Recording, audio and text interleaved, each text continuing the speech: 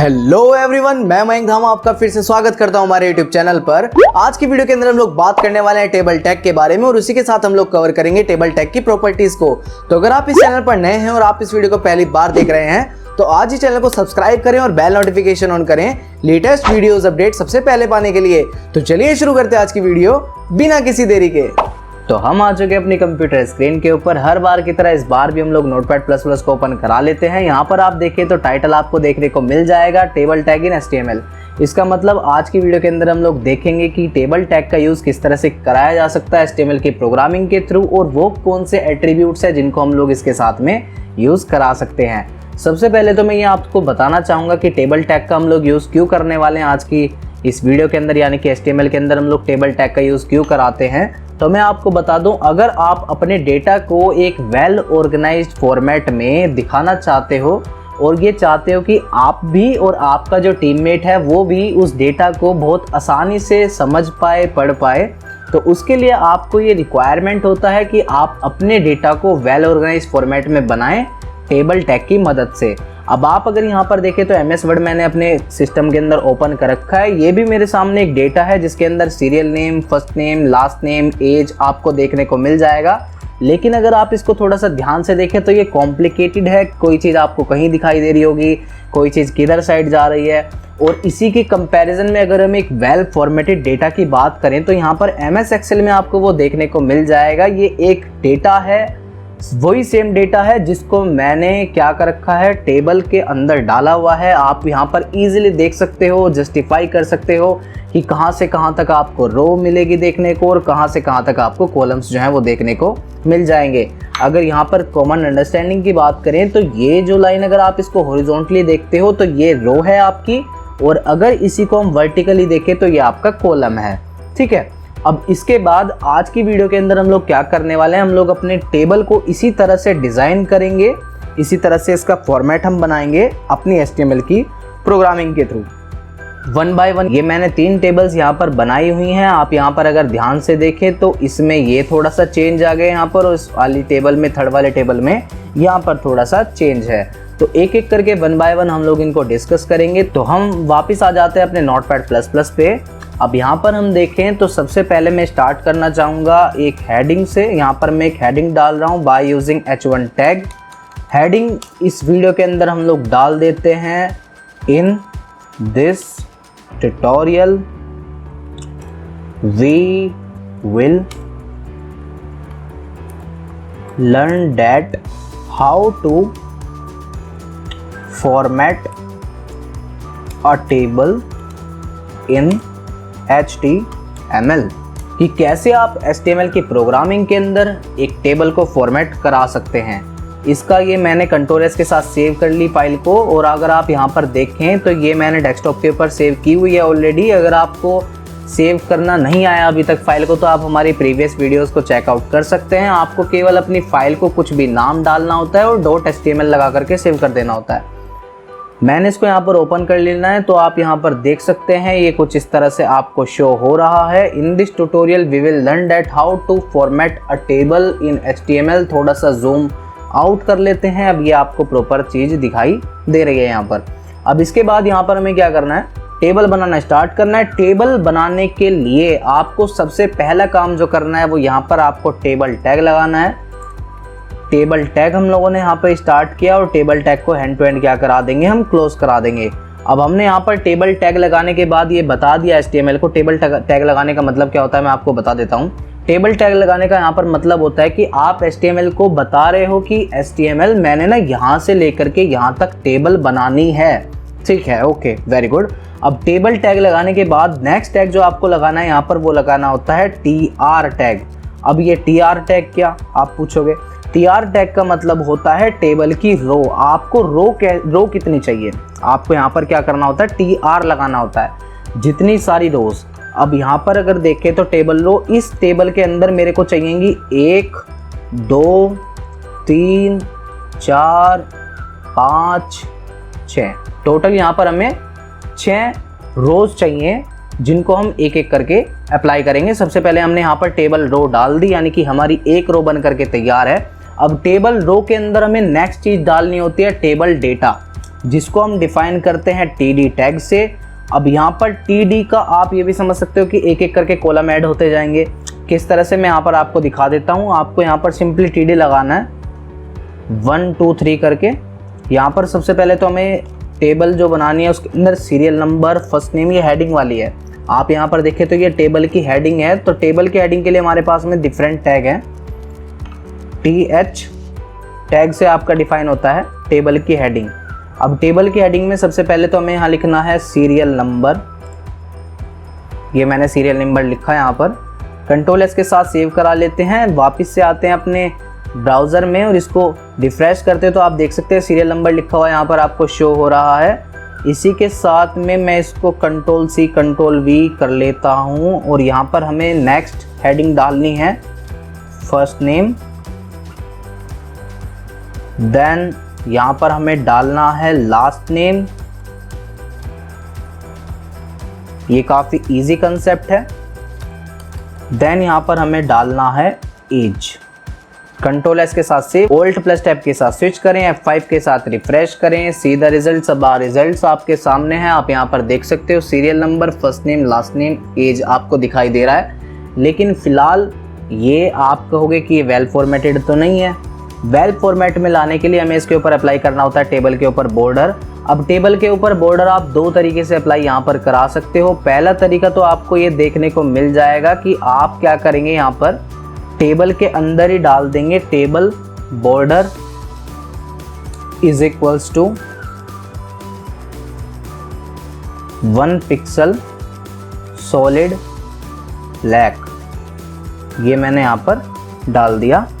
आप इसको देखेंगे रिफ्रेश करके तो यहाँ पर आपका बॉर्डर जो है वो अप्लाई हो चुका है। या दूसरा तरीका अगर आप चाहेंगे तो दूसरा तरीका काफ़ी इजी है, वो होगा CSS के थ्रू। तो CSS के थ्रू अगर हम बात करें तो वो किस तरह से अप्लाई होगा। CSS आपका अप्लाई होता है CSS की स्टाइलिंग हेड के अंदर बाय यूजिंग स्टाइल टैग। तो स्टाइल टैग हमने यहाँ पर ओपन कराया और हैंड टू हैंड यहाँ पर स्टाइल टैग को हमने क्या करा दिया, क्लोज करा दिया। अब स्टाइल टैग के अंदर हमको यहाँ पर बताना है कि हे CSS मैं चाहता हूँ कि मेरी टेबल के अंदर कोमा टेबल हेडिंग के अंदर कोमा टेबल डेटा को अभी हम डिस्कस करेंगे आगे वीडियो में। तो टेबल डेटा इन सभी के अंदर मेरे को ये कुछ प्रॉपर्टीज़ चाहिए। वो क्या, सबसे पहले तो मेरे को जो बॉर्डर है वो चाहिएगा इसका 1 पिक्सल सॉलिड ब्लैक। ठीक है, ये हो गया। कंट्रोल एस के साथ सेव करा लेते हैं और प्लस टैब के साथ स्विच करेंगे, F5 के साथ रिफ्रेश। तो देखें आप ये इस तरह से भी अप्लाई हो पा रहा है। ठीक है, अब यहाँ पर एक चीज़ और, अब आप ये यहाँ पर ये कह सकते हो मेरे को कि ये तो डेटा में जो बॉर्डर है वो सिंगल लाइन का है और अगर बात करें ब्राउज़र में जो दिखाई दे रहा है वो डबल आ रहा है। इसका सॉल्यूशन क्या होगा, इसका सॉल्यूशन भी हमारे पास में अवेलेबल है। आपको सिंपली क्या करना है, यहाँ पर डालना है बॉर्डर कोलैप्स कोड कोलैप्स। इसको हम कोलैप्स कर देंगे, यानी कि इसको कोलैप्स का मतलब होता है सिकोड़ना, यानी कि हम इसको थोड़ा सा श्रिंक करा देंगे। देन आफ्टर इसका आउटपुट किस तरह का आपको देखने को मिलेगा, ये देखिए बूम, इस तरह से आपको इसका आउटपुट देखने का जो है वो मिल जाएगा। अब नेक्स्ट स्टेप पे हमें क्या करना है, इसी टेबल की और ज़्यादा रोज हमें क्रिएट करनी है। वो कैसे होगा, सिंपल है। मैं यहाँ पर इसी को कॉपी पेस्ट करा लेता हूँ, control C then control V यहाँ पर मैंने कर लिया। अब पहले तो मेरे को क्या करना है, टेबल डेटा करना है जहाँ पर टेबल हेडिंग है, क्योंकि टेबल हेडिंग मेरी कंप्लीट हो चुकी है। देन आफ्टर मेरे को यहाँ पर क्या अप्लाई कराना है, टेबल डेटा अप्लाई कराना है। तो यहाँ पर we are using TD instead of using TH। हम TD का यूज़ कर रहे हैं TH की जगह पर। अब आप यहाँ पर देखें तो सीरियल नंबर की जगह मैं यहाँ पर डालने वाला हूँ 1। फर्स्ट नेम मेरा यहाँ पर डला हुआ है मयंक। देन TD में थर्ड कॉलम में मेरे को डालना है धामा। Then as 22। कंट्रोल एस के साथ सेव करेंगे और प्लस टैब के साथ स्विच करेंगे, F5 के साथ रिफ्रेश करेंगे। सी द रिजल्ट्स आपके सामने है, आप यहाँ पर देख सकते हो। नेक्स्ट रो भी मेरा यहाँ पर ऐड हो चुका है और उसी के साथ है मेरे कॉलम्स भी यहाँ पर ऐड हो चुके हैं। देन आफ्टर हमें क्या करना है, अगली रो आप देखें तो यहाँ पर 2 रचित सिंह 22 ये अप्लाई कराना है। तो कुछ नहीं करना, कंट्रोल C के साथ कॉपी कर लेंगे और इसको कंट्रोल V के साथ पेस्ट कराएंगे। अब यहाँ पर चीज़ों के अंदर एडिटिंग करना स्टार्ट कर दीजिए आप। यहाँ पर मेरे को लिखना है रचित, ये मैंने लिखा यहाँ पर RACHIT रचित, देन SINGH सिंह, इसकी भी एज 22, वेरी गुड। अब एक और बार TRTD करना है, सिंपल। थर्ड, मैंने बोला ना जितनी बार आपको रोज़ ऐड करानी है उतनी बार आपको टेबल रो इंसर्ट करानी होंगी, और जितने सारे आपको कॉलम्स चाहिए उतने आपको TD यहाँ पर इंसर्ट कराने होंगे। तो TD के बाद इसके अंदर यहाँ पर आपको नेम अगला मेंशन करना है, तुलसी कुमार। ये मैं नेम यूज़ कर रहा हूँ, आप कुछ भी नेम यूज़ कर सकते हो। आप किसी भी तरह की टेबल जो आपको रिक्वायर्ड हो उस तरह की आप टेबल यहाँ पर बना सकते हो, ठीक है। ये आगे देखो, आप यहाँ पर देखें तो ये आ चुके हैं यहाँ पर मयंक धामा, रचित सिंह, तुलसी कुमार। देन इसके बाद नेक्स्ट देखें तो विनय चौधरी। आपको एक और बनाना होगा यहाँ पर, हमें इसको थोड़ा जल्दी जल्दी कर लेते हैं। 4 विनय,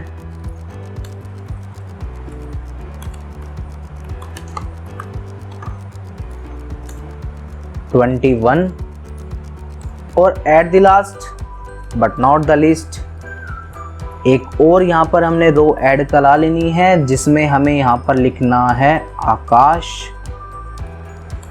सरोहा 21। कंट्रोल S के साथ सेव करेंगे और प्लस टैब के साथ स्विच करेंगे, F5 के साथ रिफ्रेश करेंगे, सी द रिजल्ट्स। अब यहाँ पर आप देखें तो टेबल हमारी बन करके तैयार है, ठीक है। ये कुछ इस तरह से आपको आउटपुट देखने को मिल जाएगा।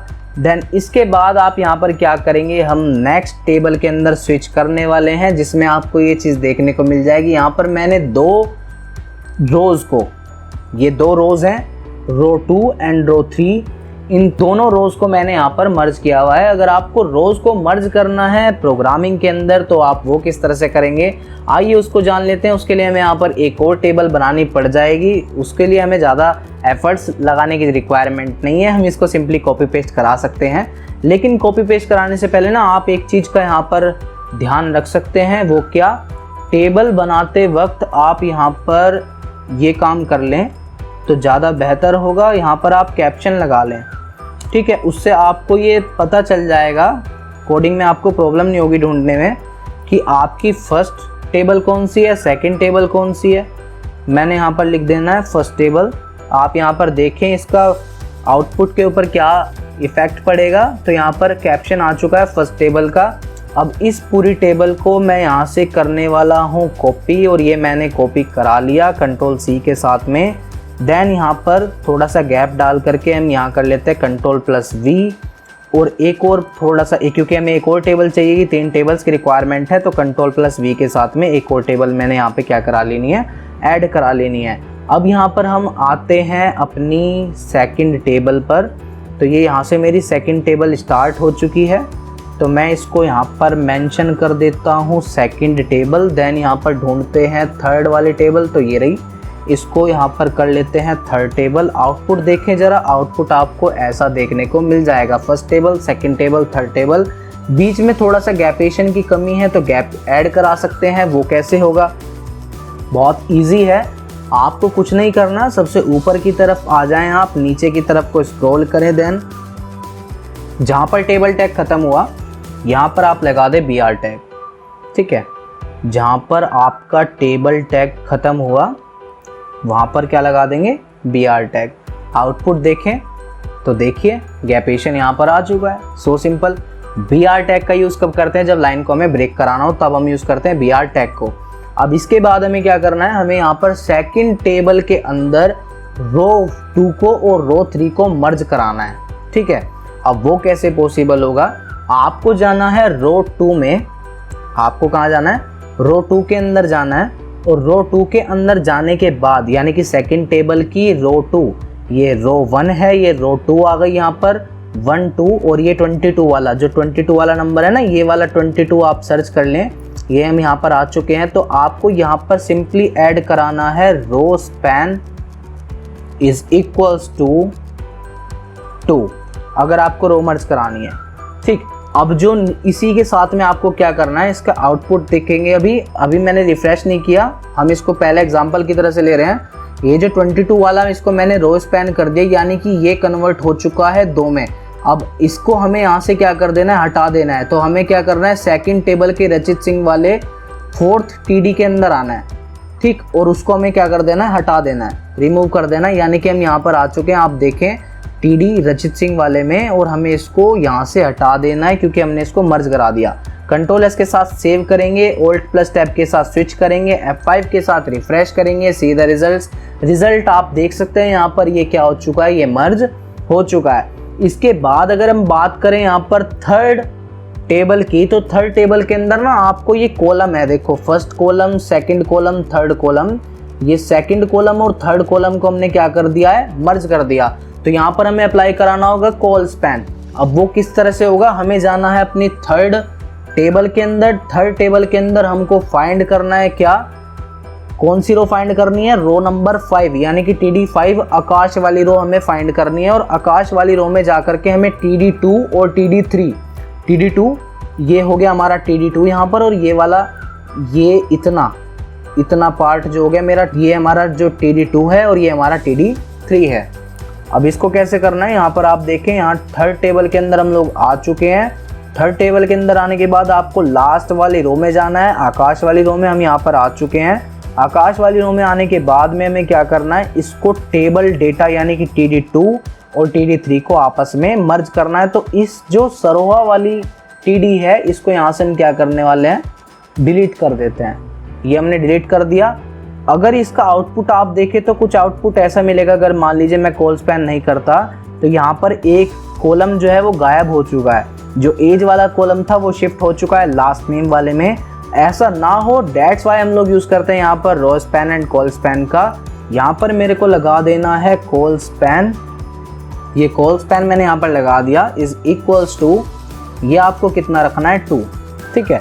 कंट्रोल S के साथ सेव कराएंगे, Alt+ टैब के साथ स्विच करेंगे, F5 के साथ रिफ्रेश, सी द रिजल्ट। ये आकाश वाली जो मेरी रो है उसके जो दोनों कॉलम थे यानी कि TD2 और TD3, वो दोनों के दोनों क्या हो चुके हैं, यहाँ पर आपस में मर्ज हो चुके हैं।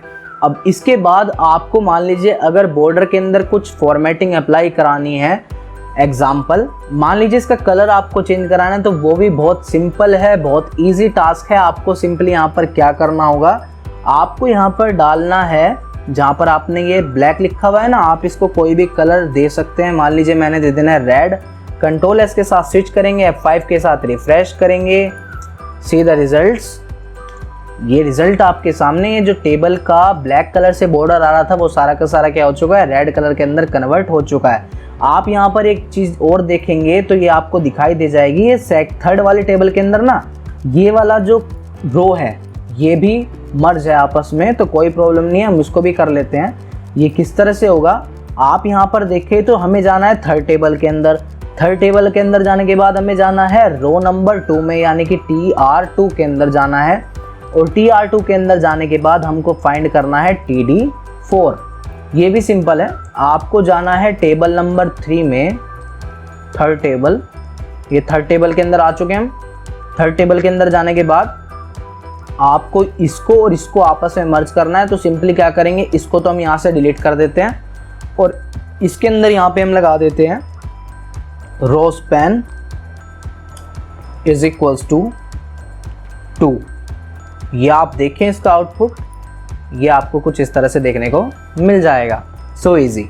अब इतना करने के बाद हमें क्या करना है, मान लीजिए आपको इसके बॉर्डर को थोड़ा सा और थिक करना है, थोड़ी सी इसका जो थिकनेस है वो आपको और बढ़ाना है। तो सिंपली आप यहाँ से कर सकते हो, 5 पिक्सल डाल दीजिए बॉर्डर को, वो आपका ईजिली यहाँ पर शो हो जाएगा। ये काफ़ी ज़्यादा हो गया, इसको 2 पिक्सल रखते हैं, वो सफिशिएंट आपका देखने को मिल जाएगा कुछ इस तरह से।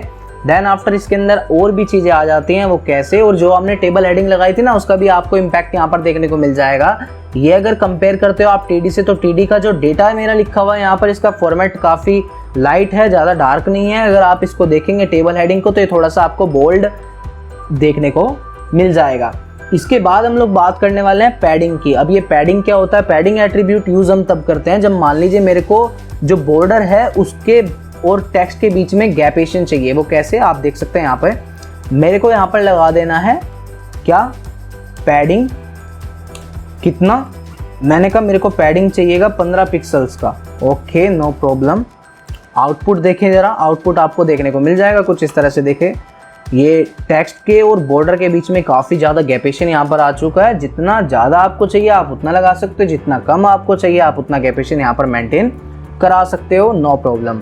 इसके बाद अगर हम बात करें तो यहाँ पर आपका नेक्स्ट चीज़ आ जाती है टेक्स्ट अलाइनमेंट। जैसे कि आप यहाँ पर देख सकते हैं फिलहाल टेक्स्ट अलाइनमेंट मेरा लेफ्ट है, ठीक है।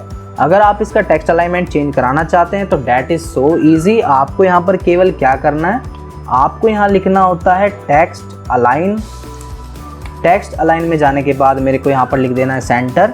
आप देखें तो अब जितना भी सारा मेरा डेटा है वो सेंटर के अंदर अलाइन हो चुका है। अगर इसी डेटा को मैं कन्वर्ट करना चाहता हूँ राइट डायरेक्शन के अंदर तो दैट इज़ सो ईजी। आपको यहाँ पर केवल राइट टाइप कर देना है। राइट टाइप करने के बाद आप इसका आउटपुट देखें तो वो देखें आप यहाँ पर देखने को मिल गया है हमारे पास में राइट में ये शिफ्ट हो चुका है। तो इस तरह से आप लोग क्या कर सकते हो, अपने टेबल बना सकते हो by using tr tag, th tag और td टैग। साथ में अगर आप चाहो तो कैप्शन अप्लाई करा सकते हो और बॉर्डर की प्रॉपर्टीज लगाने के बाद तो इसके अंदर और ज़्यादा इफेक्ट्स आपको देखने को मिल जाएंगे। इसी के साथ आज की वीडियो के अंदर हम लोगों ने सीखा कि कैसे आप रो स्पैन लगा सकते हो, कॉल स्पैन का यूज़ कर सकते हो और पैडिंग का यूज़ कर सकते हो अपनी टेबल्स को और ज़्यादा इफेक्टिव बनाने के लिए। तो आज की वीडियो के लिए इतना ही, मिलते हैं हमारी नेक्स्ट वीडियो में इससे भी ज़्यादा अच्छे टॉपिक्स के साथ में। तो till then take care, thank you so much.